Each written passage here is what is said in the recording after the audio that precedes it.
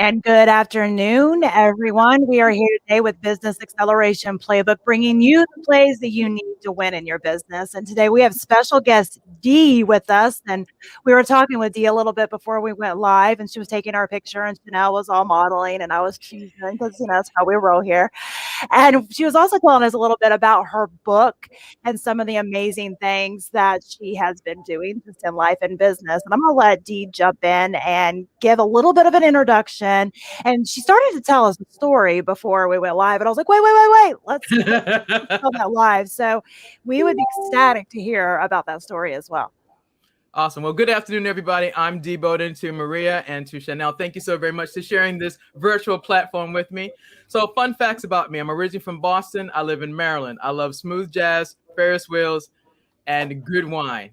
I was about to tell the story about how I created Collect the Cash. So the story goes like this. About 15 years ago, I used to work for a small IT company outside of Boston, where I'm from. You know how it is when you get hired for a company or a corporation. They welcome you aboard. They bring you to your cubicle. You get your little box. And I jokingly say you got your plant. And they tell you, have a seat.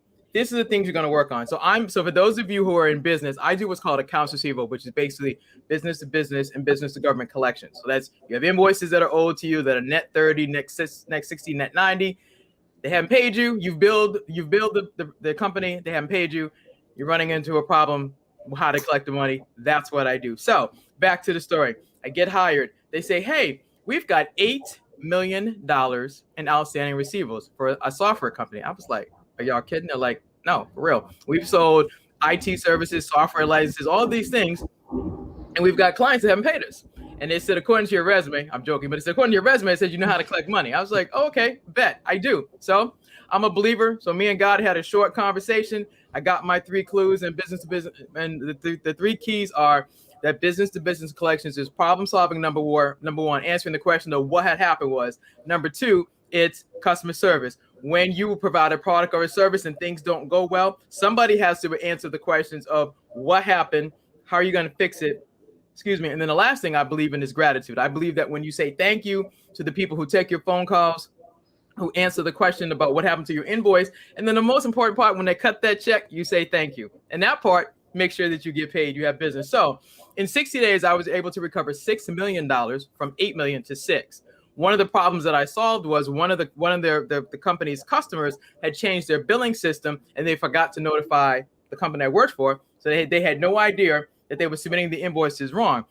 So the problem solving of how do you collect this money? Hi, can you tell me what happened? They first said, oh, we changed our billing systems and we forgot to notify y'all. Well, you get the email, we reformat the invoices, resubmit them. So out of the 6 million, 2 million got collected in like a week, because once we figured out what the problem was, did customer service and said gratitude, we got paid. So after collecting $6 million, you were like, whoa, that's a lot of money. It was. Whether it's $6 million, $600, or $6, it's still the same principle. So the CEO of the company says, listen, we need to have a chat. Now, if you're in business and you make sales or you recover money, you're thinking, oh, this is about to be a good moment.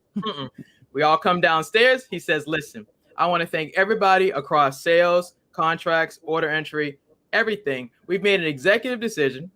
We're closing the company. 2 months before Christmas, 100 people lose their jobs, including me. And it was one of those. I had some choice words then, and I still have them, but I worked on not revealing them anymore. So we lose our jobs, and I am devastated because, number one, I saw this was a small business. We're talking less than 100 people. So for all the business owners who have people that work for you, when people decide to work with you, they're believing in your dream, and they're expecting you to be financially responsible for the contracts, the products, the services, the billing, the order fulfillment. These guys didn't do that. And 100 of us, got our lives turned upside down 2 months before Christmas. Although that happened to me a few years ago, last year during the pandemic, one of my business buddies said, Dee, what do you do again? You collect money? She said, yeah. She says, can you teach business owners how to collect the cash? And I said, yeah. So she challenged me to actually write a book. And so I wrote a book called Collect the Cash. The sale is not complete until the money's in the bank.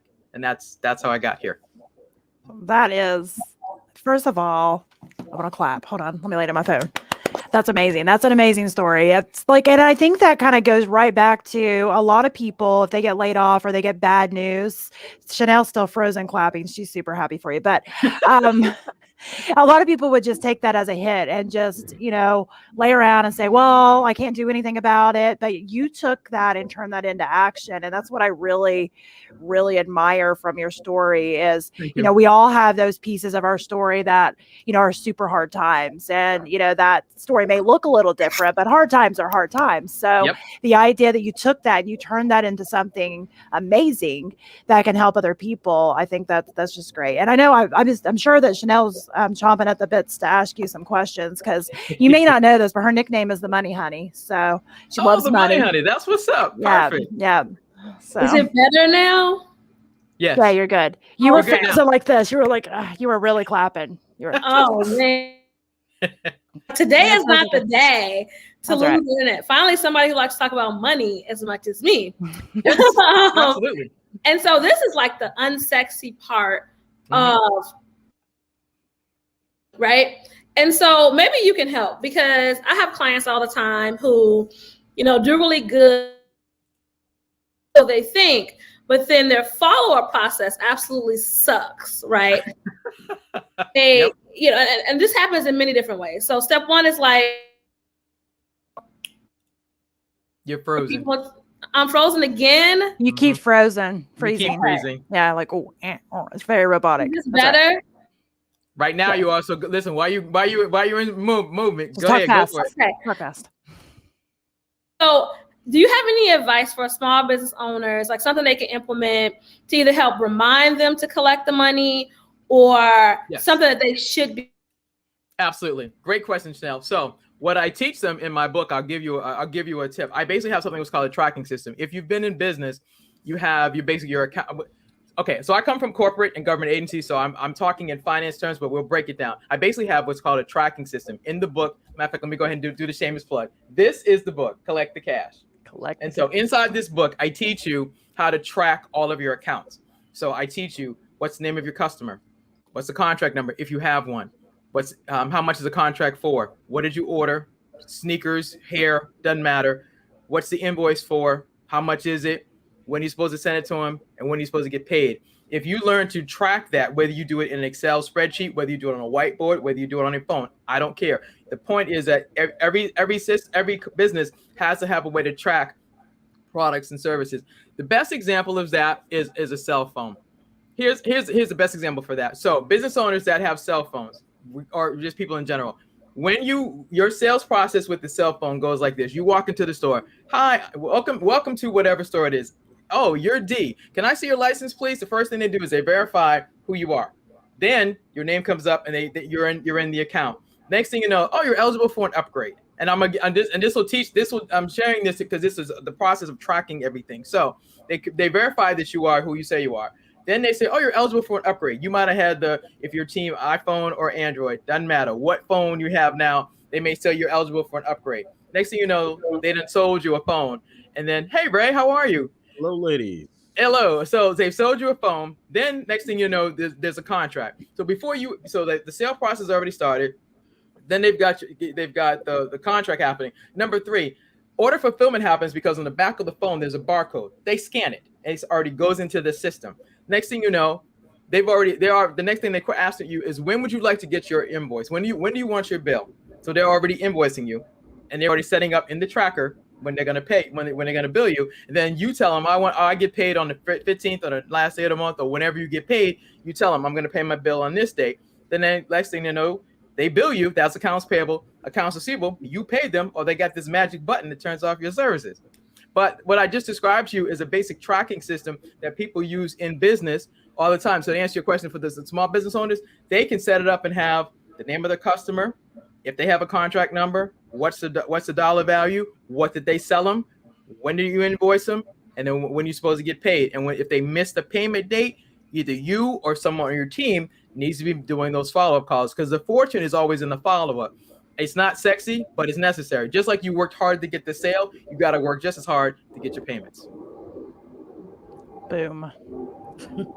Boom. I wholeheartedly agree with that. So I guess I would ask your opinion, because you did just say that you said cutoff. And so like, that's one of my favorite words. If you're a service provider, because most of my clients are service providers, and I guess even if you do have like, you sell physical products, but specifically for service providers, I feel like it's always hard to know when the cutoff should be. So is there an industry standard? Like if you're 30 days late, you get cut off? Is it 15 days late? Is it like when 50% of the work has been done? Like, how do you know?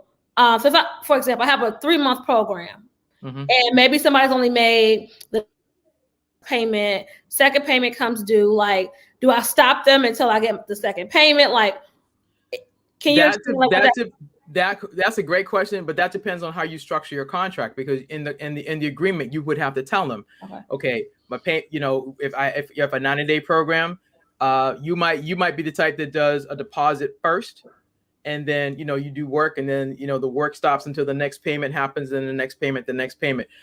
You have to structure it. You have to structure it in your contract, so you let them, or your agreement rather, to let them know how does the program work. So you either do a deposit, or they have to make their first payment first, then the work happens, and then you go over the checklist of things that were done, then you bill them, and then they get paid.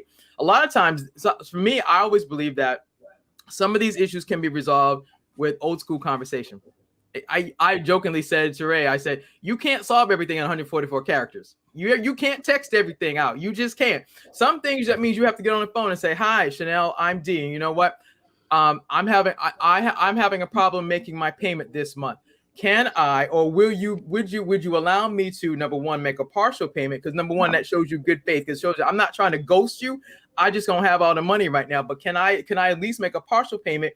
And we document that I make this payment today, and when I get paid, or however it's working. So for example, I talk about this, especially if you're still an employee. If you still work for somebody, most people schedule their bills around when they get paid. So if they don't have all the funds, you can say, hey, Chanel, listen, I knew my payment was due on this date. I'm not trying to ghost you. I'm not trying to be work out of integrity. Work without integrity. I'm trying to tell you I have a financial issue.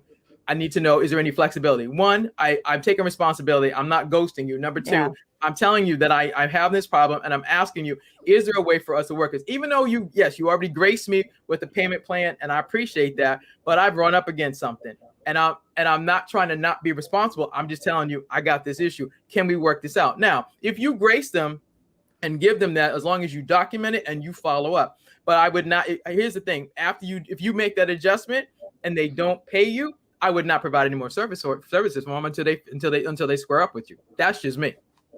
I think the biggest thing there is communication. You know, absolutely. The idea that they are communicating with you, because that's how it's been with me. I mean, I actually, like, I'm sitting here thinking right now, I have accounts receivable that I know will never get paid. And, you know, there's some of them that, you know, if somebody calls or messages me and says, hey, you know, I'm a little short, you know, I actually have zero problem with that, because it's that communication. If they have communicated with me, that's not an issue. I mean, even as business owners, sometimes, you know, things coming in is not quite matching up to things going out. Yep. So I totally get that and try to work with people. It's just that idea of communication. You ghost me and don't communicate. That's usually where I have a problem. And I mean, that's a problem for anybody, because nobody sets up to do business to get ghosted. You just don't. But it happens. And the thing is, you know, I think what it is I think a lot of people don't understand that there are times in business that people that are just shady. It just is. And it's just, I mean, is it right? No, absolutely not. But my experience, my career, my success has been in having conversations. You know, with me working with corporations and government contractors, government agencies, I have to get on the phone and talk to people and research problems and ask for information and say, okay, where are we with this? So especially if I'm trying to recover money, and they're telling me, okay, we can't repay the government until we get paid from this person, or we need to fix this problem. All of this to me is problem solving. And a lot of times I just believe it's how you solve the problem. I'm old school. I happen to just like having a conversation. Is it always easy? No. Is it always uncomfortable? Yes. Sometimes it's very uncomfortable, but I'm of the belief that when you take responsibility and say, this is my problem, I'm stepping up to acknowledge it. To me, it's no different than if you had somebody who's cutting your grass, who's painting your house, when they come in and they do the estimate, they tell you it's going to cost this much to paint your room. And they tell you, okay, here's the estimate. And then you start to go down the process. You give them the deposit. They tell you, okay, we have to go order the paint. Well, if they go to order whatever, they get the paint swatch and they order the color you said, and they made a mistake. Don't you want them to come back and tell you, oops, I made a mistake and let me fix it? That's customer service. That's problem solving. I would rather you tell me that you made a mistake than you just go ahead and just take my money, order the wrong paint, then you roll up in my house and you start painting. I'm like, that's not the paint I ordered. Yeah. And once you put it on the wall, I don't know. I'm not a painter, so I don't know how you take it off. But all I know is that if we don't catch this before it gets on the wall, I'm stuck with a problem that could have been resolved had you told me you made a mistake. And then give me the option of, okay, you know what? Either A, you have too many things going on and you're not focused on providing excellent customer service to me. Number two, maybe I don't need to go forward with you because I'm already, because success leaves clues or problems leaves clues. When you notice that people keep making same errors, you're like, didn't we discuss this the other day? And you're like, okay, those clues. And we tend to sometimes ignore them because we're like, okay, I want to do this or I just want to provide service. But sometimes when people start to show you some of the habits, you're like, I'm not doing this again. We done been here. I did you a solid. I did you a favor the first time. I'm not going to keep doing this with you. So we need sometimes you have to cut your losses and move on. Absolutely. Yeah. And I think that goes back to boundaries, setting the boundaries for yourself, for your business. And I know we've talked about that a lot on this show because I think it's super important to talk about, because we've all made those mistakes of not drawing a line in the sand and setting our boundaries firmly. And I'd say most of us, if we're honest with ourselves, have regretted that. Absolutely. So, Ms. Chanel, you were talking about you are the money honey. So talk to me about the money honey. How do you work with your business owners and teach them about managing their money better? Can you first? I switched to my cell phone. We can hear you now. You're good. We can hear you. Okay. You're good. Okay, that makes me very happy. So people call me the money honey for different reasons. My background is in politics, and that's actually how I got my money. That's how I got the name, is because I did political fundraising and campaign management. And so the running joke was that I was never afraid to ask people for money. And for me, it's not so much money, it's making an investment. It is, leveling up. It's a thing that's not really sexy, but it's necessary. And the bulk of what I do is teach people how to like alignment almost. So you sell these products, and I always use this running joke. So coaches and consultants are notorious for, when they start out their business, they offer you everything, including the kitchen sink. They'll do anything for money, right?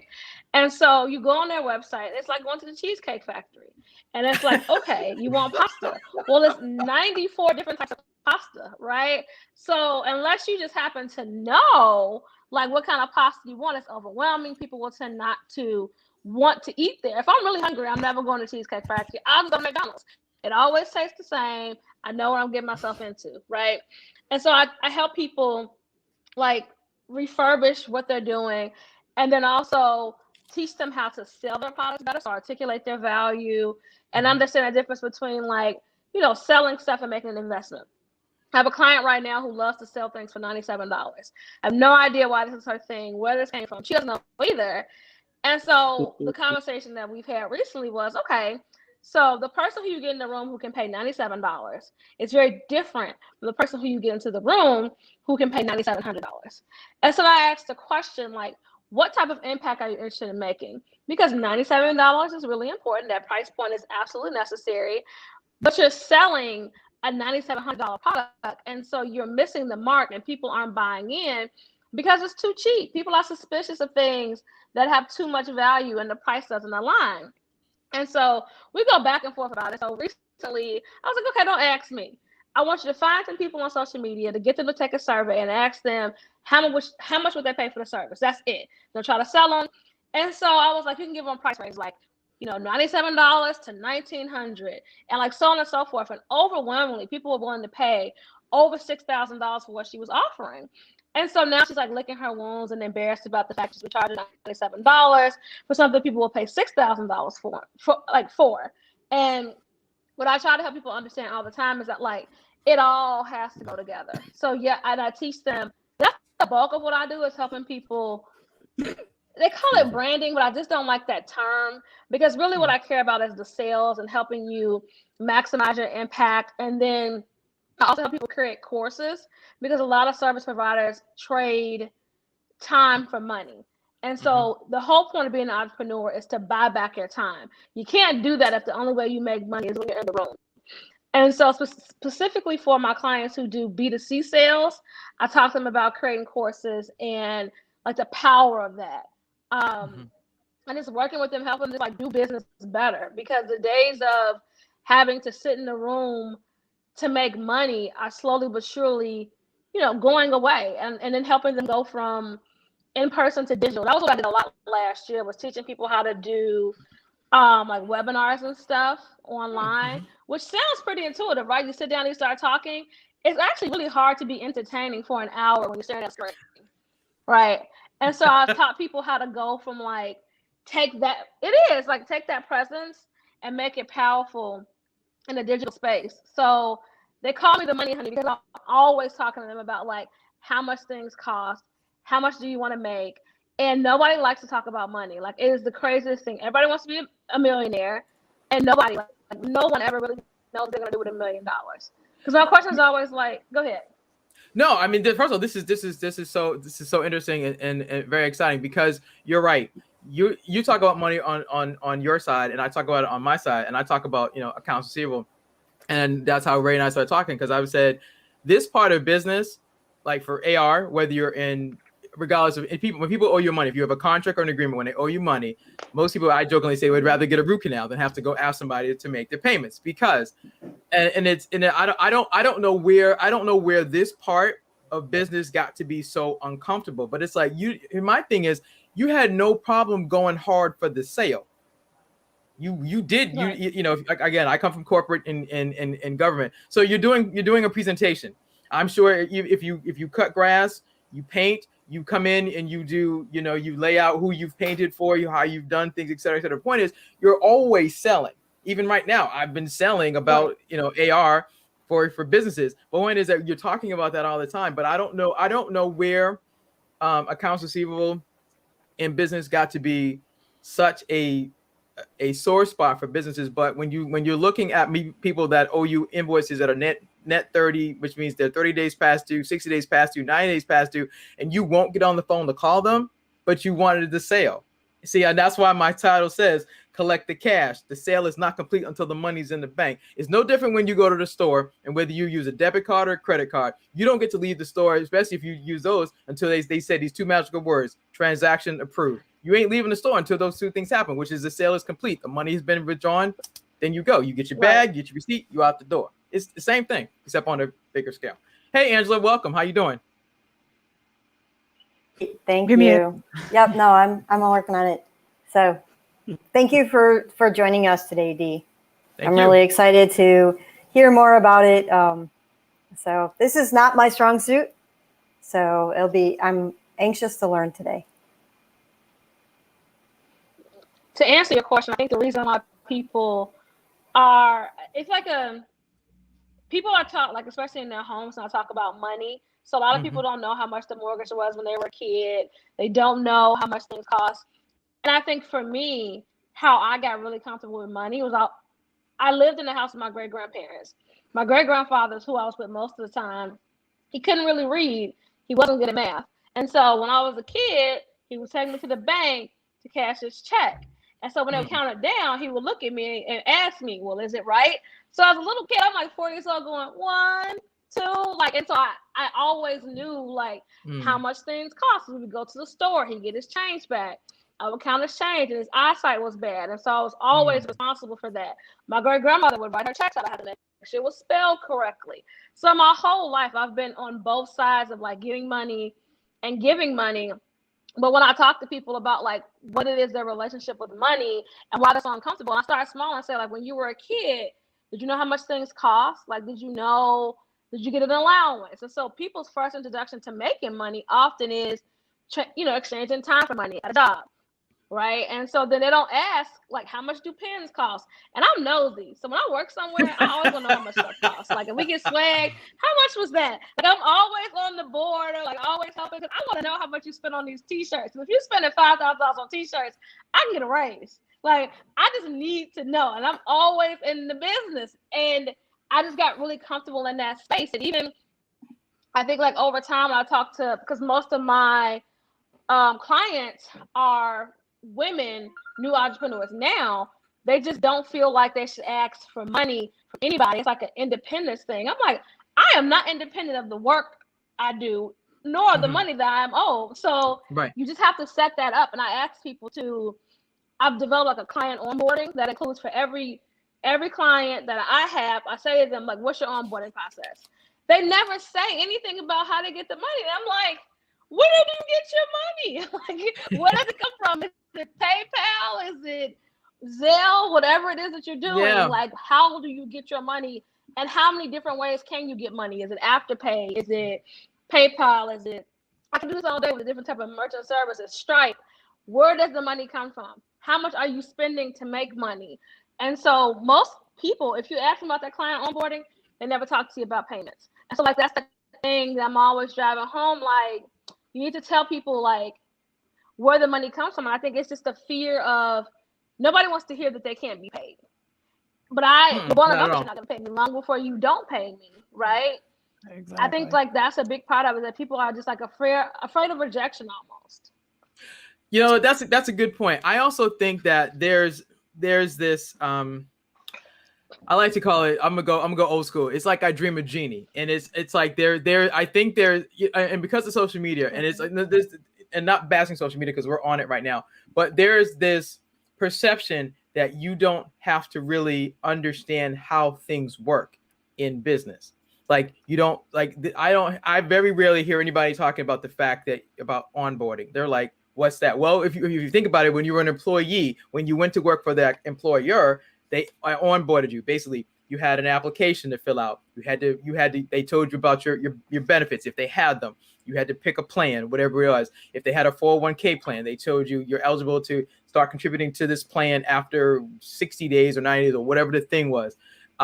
They give you your schedule. There was a whole process of how you became an employee, and then you got to go to your cubicle with that box and that plan I talked about earlier, and then you went to work. But there was a whole process to get you there. And somehow I feel like in business and small businesses that I don't know who they're listening to, and I don't know where they're getting their information from, because it sounds like it's so simple to do one of these things and you've got a business. The thing is, you can do this and not really have a business. You can be freelancing, which is what a lot of people are doing, because if they're really a business, they have articles of organization. They're set up legally in their business. They have what's called an employer identification number. That's basically a social security number for your business, like you have a personal one for yourself. Third, you actually have a business checking account with either the bank you bank with now, or if you belong to a credit union, do that. But you have those three things that actually say you are officially able to do business. Now, even if you do business through PayPal, PayPal is a merchant account. PayPal moves money from one merchant to another, and it's still tied to an account. They ask you, what account is this tied to? Now, hopefully, if you have one, you're tying it to your business checking account. But the point is, everybody thinks that because they use PayPal, that's my business. No, it's a system. It's a system that they use to move money. You go buy a book or whatever you buy. Same thing if you use Cash App, same things you use Zelle or Stripe. Those are all merchant systems. But people have been told that's how I do business. Like, no, that's how you move money from one product to another. That's not how you do business. The business part is, what are you selling? How are you selling it? How are you going to deliver it? What does it cost? And when am I going to invoice you for it? And then when am I going to get paid? That is like what I talked earlier about the cell phone. That's the true business. All the things I described, what happens to everybody when they buy the cell phone. Those 5 things. That's what happens. You come into the store. They identify who you are. They tell you you're eligible for an upgrade. Then they confirm your contract. They start the contract before you even leave the store. They scan the back of the barcode for the box. The inventory starts before you even leave the store. What date would you like your invoice? We're going to bill you. That's accounts payable from them to you. Accounts receivable is you pay them. And I jokingly say they got this magic button that will disconnect your services, because they're not going to let you keep using their phone and you not pay them. Yeah. That part, that's what happens in real business. Those things happen, whether you do it brick and mortar, whether you do it, virtually, you're doing all those things. If you have been taught about those things. And I feel like there's a lot of people that have just slapped up a business, but they've not been taught like this part, like the back end part, the onboarding part, the accounts payable part, or accounts receivable part. They're not talking about that. And I get it. They're like, oh, and especially if somebody says, I want to be a millionaire. You need to be a thousandaire first. How about you get that part done first? How about you make $1,000? And then Absolutely. And then whatever you did to get that part, learn how to get better at that and recognize that for every time you want to grow in your business, it means an investment. To me, it's no different than when you went to school. If you went to, all of us are old enough that you went to high school and you graduated. Now, if you decided to serve in the military, or you went to junior college, associate college, or went up for 4 years, somebody showed you that you needed more, so they put in front of you options. So you either went to school, or you served in the military, or you went to trade school. I'm a little older, so you had three things. But you were doing, in my household, you were doing something. You weren't not just going to graduate high school and not do anything. You were going to go to work. You're going to go do something. I was fortunate to get to go to college, so I did that. I was shown the option that in order for me to do more in my life, I needed more education. Well, in business, you have to do the same thing. And when you get started with what you have, and then you realize you don't know how to do everything, which means you have to invest in yourself, whether it's a small business administration, taking the free classes, whether it's SCORE, whether it's getting a coach, whether it's getting a mentor. You have to continue to invest in yourself to grow.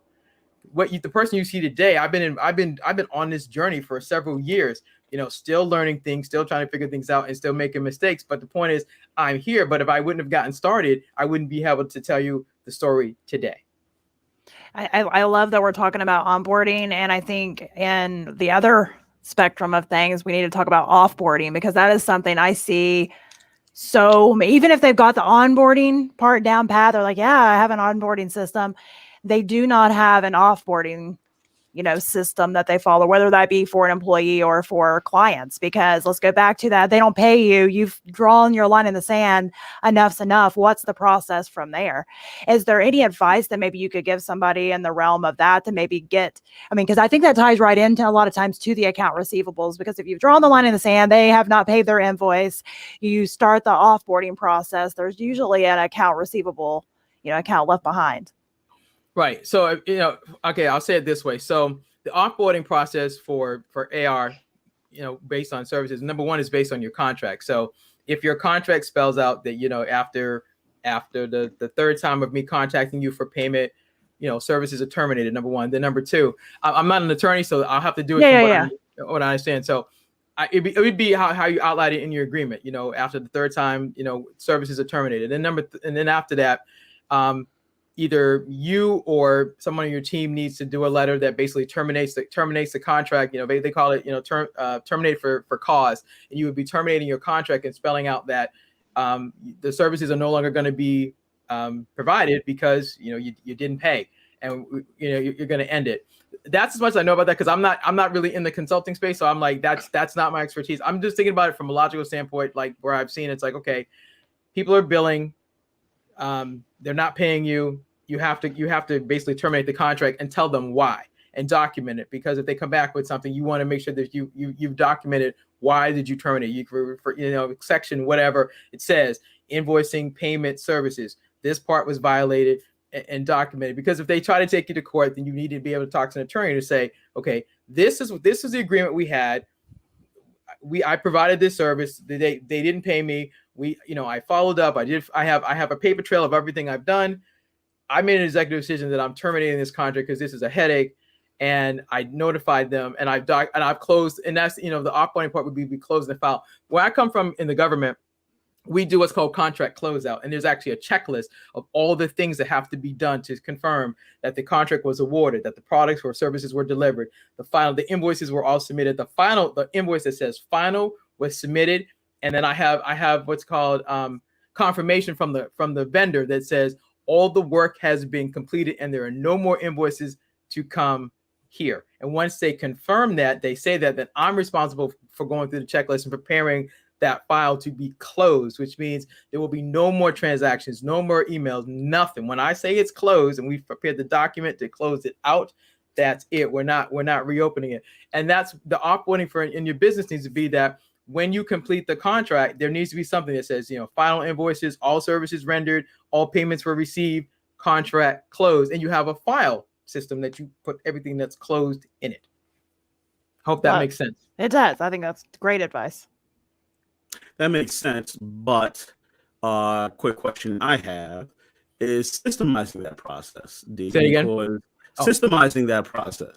Just like I know when we talked about on a podcast about systemizing the front end, most people don't systemize the back end. Can you talk about that and the way that perhaps should go in a business?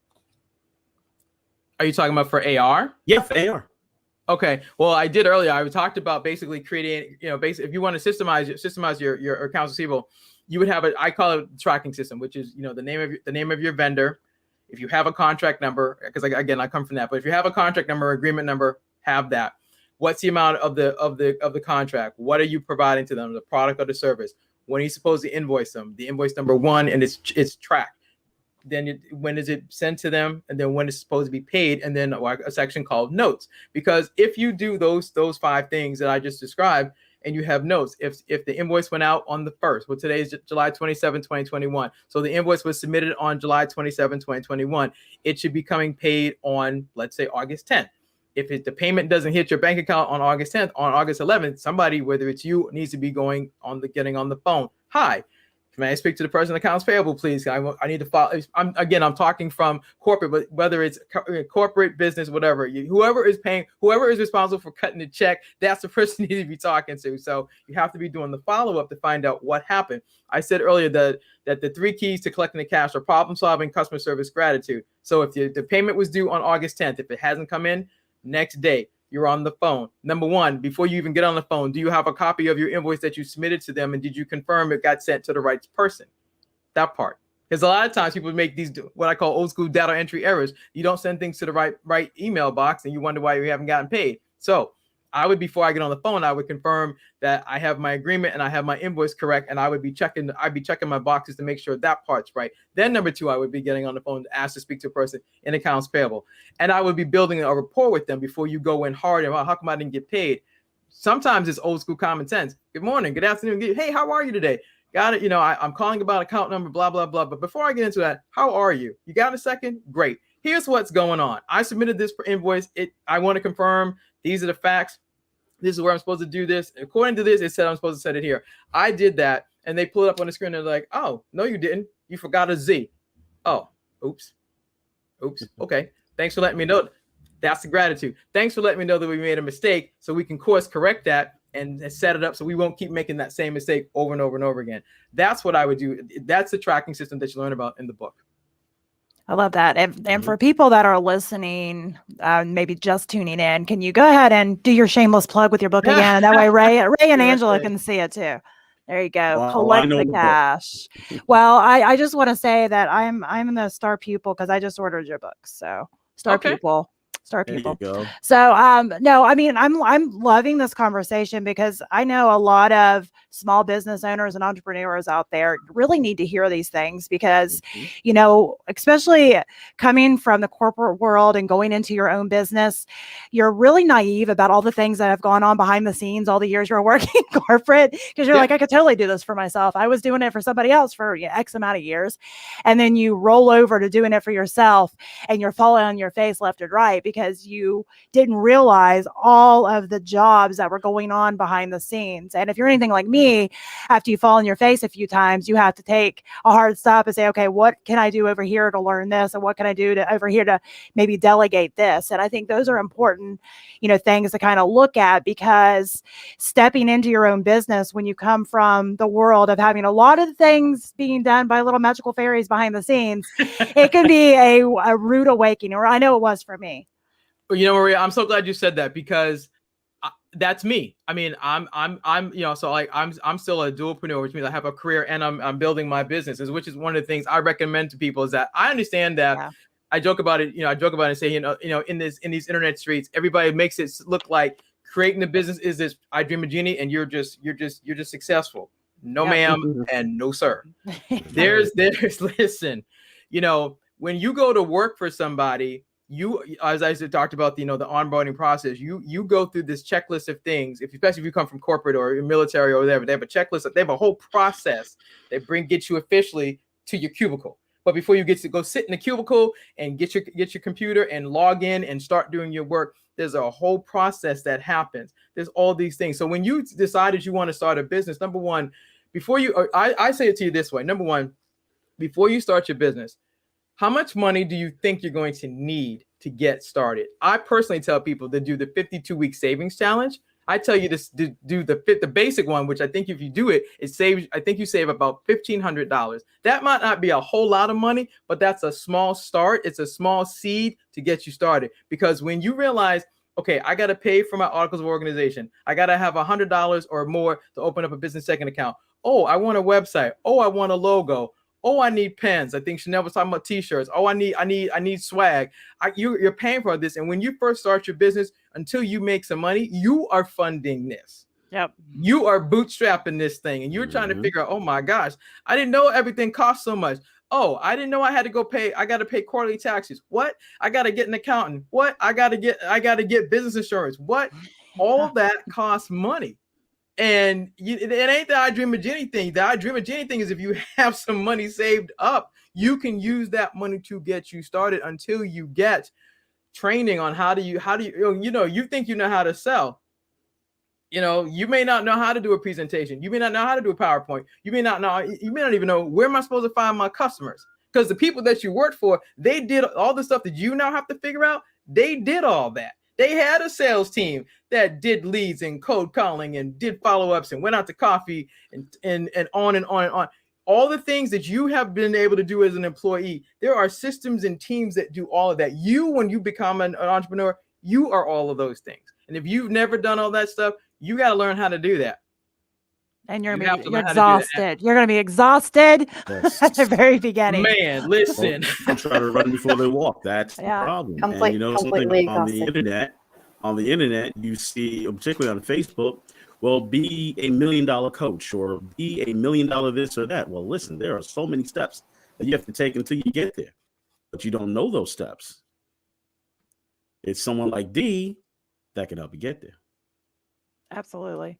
Yeah, and the thing is, I mean, and here's the thing for those that are listening, please don't get discouraged if you don't understand all the things. All of us are here because we are still learning all the things. Correct. Yeah, absolutely. You never stop learning.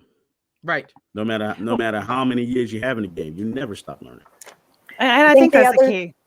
I think the other thing too is that you're optimizing. So even if you think you know it, even if you've done it for this entire time, there's always a better way to learn.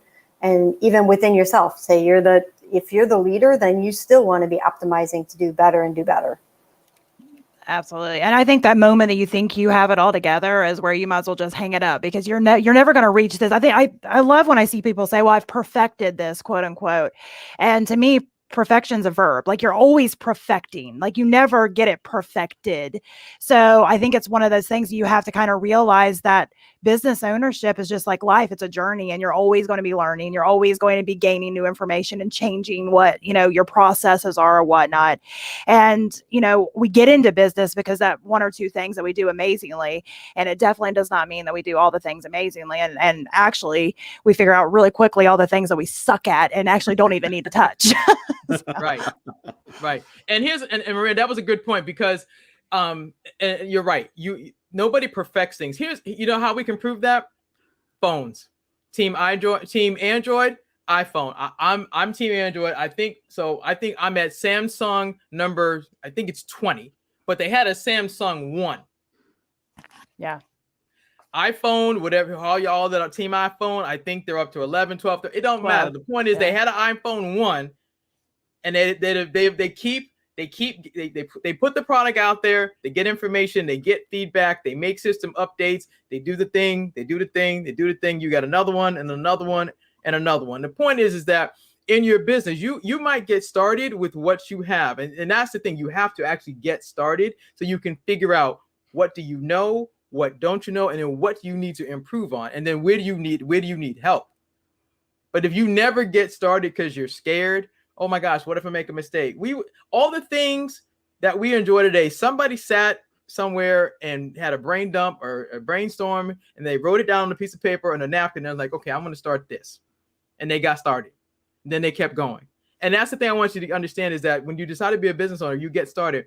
I was talking earlier about not leaving your day job while you want to build the business, because you still need a place, unless you're financially able to do this, you still need a place to be able to go to work, make your money, and then start saving for the things on the side. And then you can do that, because the worst thing you could do, obviously life happens to you. But the thing is, if you just jump out here to become an entrepreneur and you have no savings, no plan, no strategy, you're going to be closing that thing you just opened and you're going back to work, as opposed to you're working, you're putting aside some money to start to do the things, meaning taking the classes, getting yourself established, finding a business coach to tell you, okay, can I even do this? Can I do this at a side hustle? Can I do this full time? Is this even worth me doing? Because you might have this great idea and you talk to somebody, you're like, nah. That ain't gonna work, and here's why. And they give you the facts. Then you get the information. You can say, okay, I can see that why I don't have enough to do this, but what else can I do?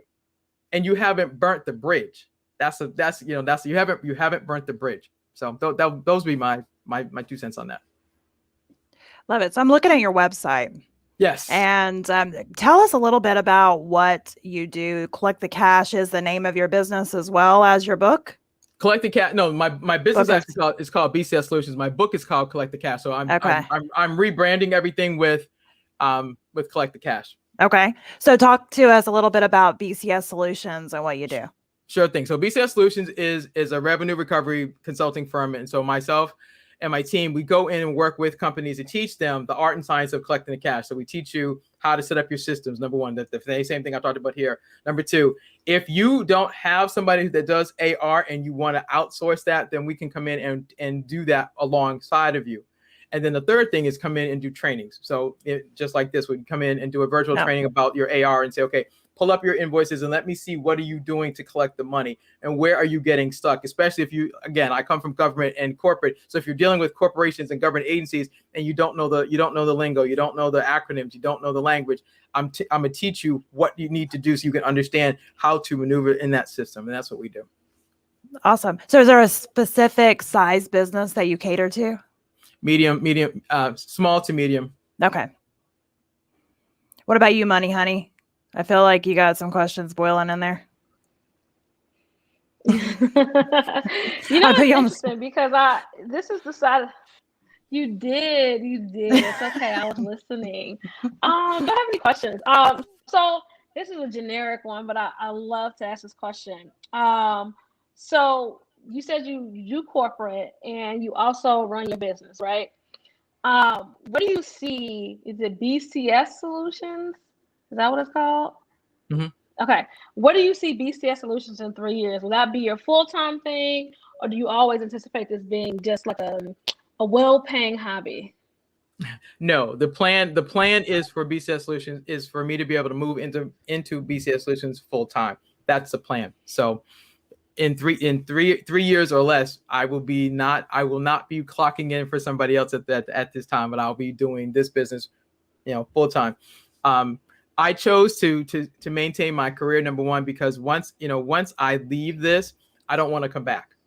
So I don't want to have to come back to do this. So I made a decision that I will continue to have my career and I will continue to work on this. And so by doing so, it allowed me to create the systems that I have now. So I finally figured out because I know what I do in my career, but to figure out, okay, how can I take my knowledge, skills and abilities, and what can I do? So I can teach, I can speak, I can train.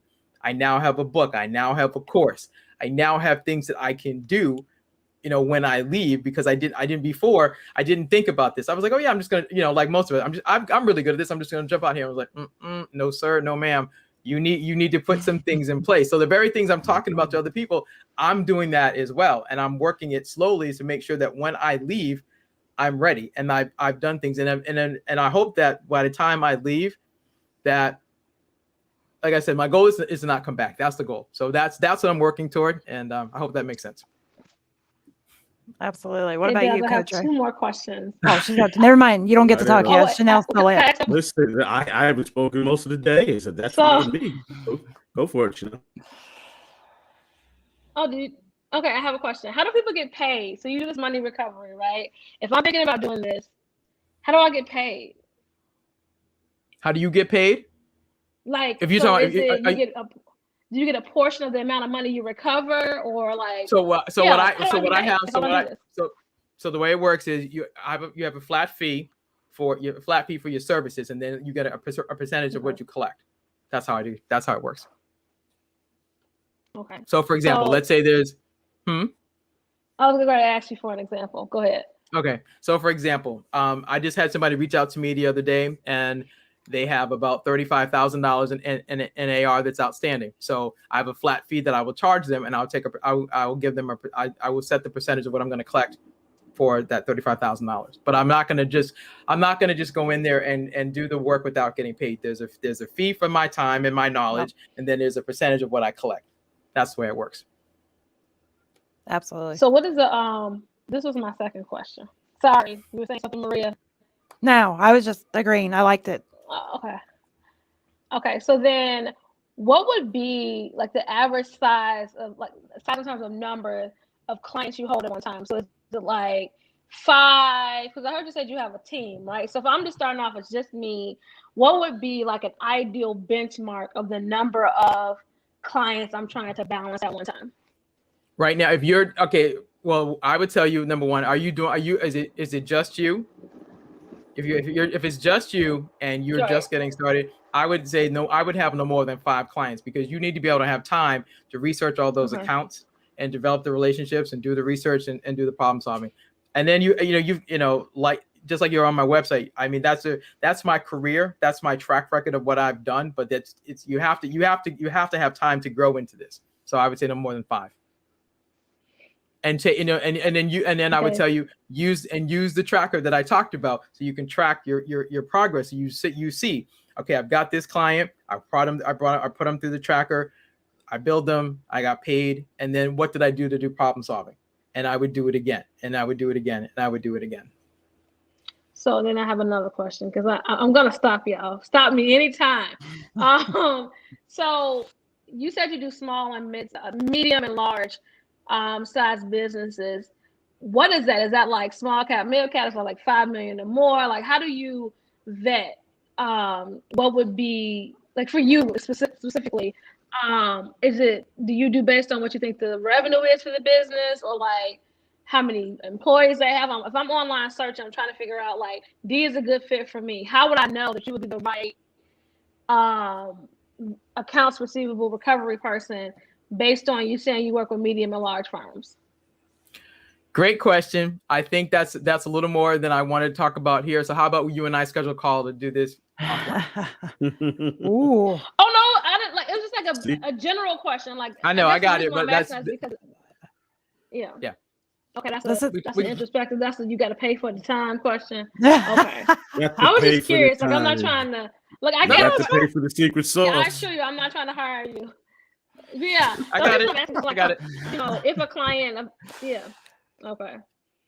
So that was my last question. I was just curious to know, like, how people would know. Yep, I got it. Appreciate it. So here's something I didn't get a chance to ask when we talked last, and that is, have you ever experienced failure in doing this business? Have there ever been a time you have not been able to collect the money, or as much money as you have attempted to collect? Yes. Yes. So to answer your question, have I failed at this? Absolutely. This is not my first time creating a business. I actually attempted to do this about 10 years ago and failed miserably. And so I actually tried to do this because I thought, okay, I know how to collect money. I've done it for corporations, government agencies, et cetera. I launched my first business many years ago, did not do well. I had to close it and go back to work. So that is why today I said I do my career and I'm working to build this slowly part-time, so that when I leave my career this time, my business will be able to sustain me, and I'm not going to have to go back and go into my career. That's one. Number two, yes, so in the government space and in the corporate space, are there clients or there customers that I tried to collect money from and was not able to? Absolutely. There are contracts that I was not able to close because, number one, sometimes the companies have gone out of business. Number two, the information is not there. Number three, when I've dealt with corporations, there are people that sometimes, never return phone calls, never return emails, never answer the phone, ghost you. And I learned in my career, you document everything. So you can basically put together your case that shows, here's the person I reached out to. This is what I said. This is what happened. Here's a paper trail or the email trail of what I did. And you basically have to write up a memo that explains what had happened was and why this file has to be closed. That's what, yeah. But yeah. So yes, your question. Yeah. Okay. Angela, do you have anything? You've been pretty quiet today. You're muted, so you're really quiet right now too. You're on mute. In addition to the mute, we're having really unstable internet today. So, and it's just, I'm learning and I'm absorbing. It's just not my strong suit. So it's good. I'm appreciating all the knowledge that I'm gaining. That's awesome. And I love the story that you shared just about that. I love it coming from the question that Coach Ray had asked about failure, because I think it's inevitable that you're going to have some type of failure in your business. And, that's one of the things I think that is hard for a lot of new baby business owners to figure out, that failure that you just felt and experienced is probably not going to be the last. It may be different next time, but it's part of it. It's part of it. And here's the thing. I mean, in total transparency. So imagine, I've been in my career for over almost 20 years. So imagine, you work for a company, you get let go or things don't work out, and you start, okay, I'm gonna start this business. And I had done this. I had gone, the very things I talked about, I took a 8-week business program. I graduated. I had my business plan. I had the look. I had all the things, but I didn't, and I thought I knew how to do this. And I jumped out there and I'm like, oh yeah, I can figure this out. Hot mess. It was a huge mess. And, I tried it for a little bit and I was not able to really ramp it up. I mean, I was going to networking events, this, that, and the third, taking classes on and on and on. And I couldn't figure it out. And finally, a good friend said, listen, there is no shame in acknowledging that you don't know how to do this. And this is not your strong suit for running a business this time. So why don't you close it and go back to do the thing that you know how to do really well and go hone those skills and then go back to school to learn about business. So when you do it this next time, you will be doing it from a different mindset. And I said, okay. And so I went back to school. I graduated from another program, but I have kept my career and I'm building this business. And so basically if you deal in the government space, you have something what's called a capability statement. And it's a document that shows all the things you have experienced in. So BCS Solutions is me. It's my career that is going to be able to do all the things that I've done in my career. I will be able to offer these services to small and medium-sized companies, particularly since I come into government. So it'll be government agencies, it will be IT companies, it'll be software companies, it will be those companies that their revenue is at least $1 million and $1 million to $5 million that need AR services and don't have a team and are stuck. So hopefully, Chanel, that answers your question. I think that's great. And I'll reach the end of our time. So I want you to let everybody know, number one, where to find you and to be able to maybe schedule a call. And then also a little bit about where to find your book if it's a different spot. Sure. Well, first of all, I want to say thank you very much to Ray and to Maria, Angela, and Chanel for this great conversation. So I'm Dee Bowden. I'm the author of Collect the Cash.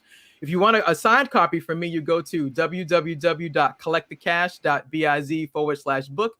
That's www.collectthecash.biz/book. Otherwise, you can find it on Amazon, Walmart, and Barnes & Noble. But if you want it signed by me, you go to www.collectthecash.biz/book. Social media, I'm on Facebook, LinkedIn, and Instagram is @DCollect. And again, it's been a great honor to be here. Thanks. That's been great. And you do want the signed copy. You do. So go to the website, collectthecash.biz, is that what you said? Yeah, I just ordered it. Biz /book. There we go. And you go there. We'll actually put that in the show notes, and then you can get a signed copy. Like me, I like to be teacher's pet, so I've already ordered it. But so you won't be able to be first like me, but no, you'll be able to be after me. So you all can go order those. And thanks again for being on the show. We've had a blast. Thank you. All right. Bye-bye. Thank you, Dee. Thank you. Thank you.